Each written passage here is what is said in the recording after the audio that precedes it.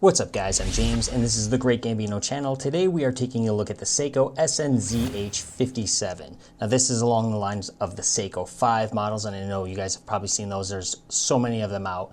But here we have the basic box. I'm going to go ahead and open it up. Now I did get this from Joma Shop, and here is the Joma Shop warranty card. Keep in mind, when you buy from Joma Shop, you are not going to get a warranty through the company, say like SEIKO. You're going to be covered through Joma Shop. But I do like buying items that are the cheaper items like this that are not that expensive of watches. I like buying them through Joma Shop because you do get a good deal. And let's dig into the real deal here. Take it out of the box.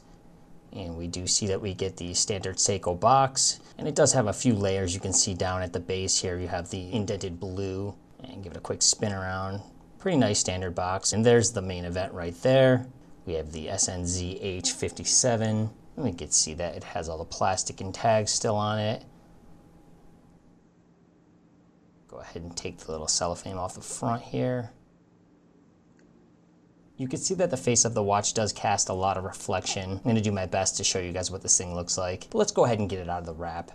And there you go. You can see the face of the watch. It's very beautiful. This watch does look a lot like a 50 Fathoms, and that is why it gets that nickname. It has very nice gold indices on each hour marking. It looks really nice.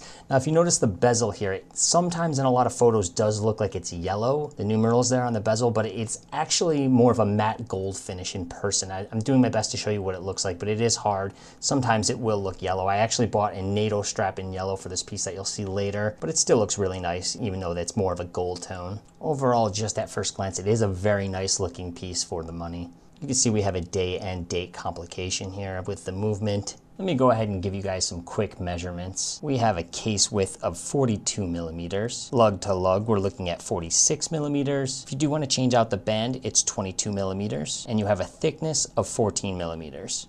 Now, noticing the crown is not stamped, it's also not going to be windable or hackable, but at this price range, I did only pay $116 on Joma Shop for this piece. You're still getting a ton of watch for the money. And you can see here that it is super glossy and does have a lot of reflection, but I actually do like it wearing it on the wrist for a while. Even if it is looked at as a lesser quality, sometimes you enjoy just the change in the difference from other pieces in your collection. Here we can see SEIKO's Hardlex Mineral Crystal, which is slightly domed. I believe the unidirectional bezel is also made out of Hardlex, but I'm not 100% positive. The bracelet SEIKO provides us is an oyster style, and it does have folded links. At the base, we have a SEIKO branded flip lock clasp. Take a quick look around at that with a double push button deployment mechanism.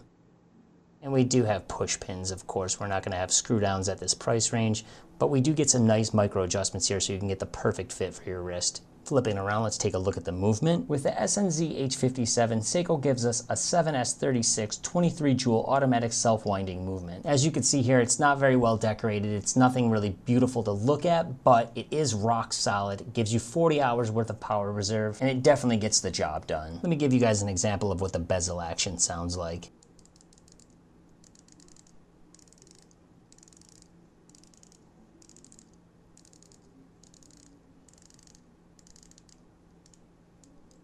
I'm happy with this bezel. It is easy to move, but it has enough grip to where it will hold in place. It has a slight amount of play, but if you do play it to the right, it will line up perfect with the hour markings. Let me go ahead and give you guys a Loom Shot. As with many other SEIKO pieces, we are given that wonderful Lumabrite loom that lasts all night and is extremely bright. And here's a shot on my 6.75 inch wrist. Now keep in mind, when you have these macro close-up shots, it's really hard to show you what it actually does look like, because in this shot it looks much bigger on my wrist than it really is. If you've seen in person, it looks to fit perfect. I do try to give you some further away shots, that way you can get a better idea. But one of the things I am doing is uploading a 4K montage video, just walking on the beach, having some Steadicam shots. I feel like that's the best way to really give you an idea of what it looks like. Whereas in these reviews, I like to have nice close-up macro shots to give you better details of the watch itself. So without further ado, I'm going to stop talking and give you guys some nice outdoor shots.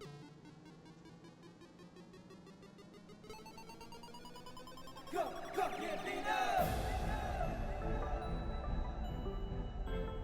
Great Gambino!